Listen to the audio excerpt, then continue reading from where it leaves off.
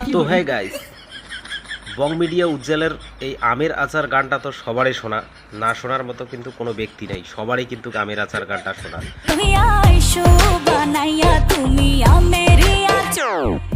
তো সেই আমের আচার গানটাকে নিয়ে একজন করছে রোস্ট, তাকে একটু আমরা হালকা করে দেব টোস্ট। তো চলো দেখা যাক। সো ব্রং মিডিয়া উজ্জ্বল কি মিডিয়া? Brong media? এটা আবার কোন মিডিয়া?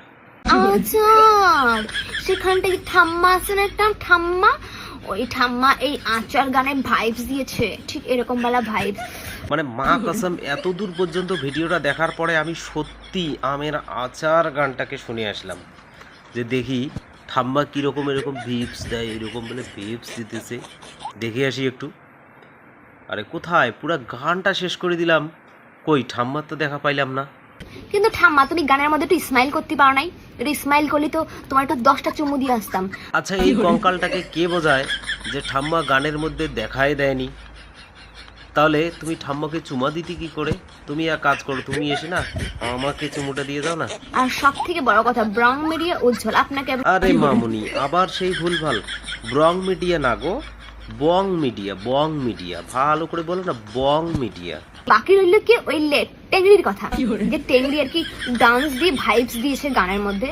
সো ওই টেংরিকে দেখে আমি শুধু একটা কথাই ভাবলাম, ও আচ্ছা, আমার মতন আরো টেংরি আছে। ওটা টেংরি?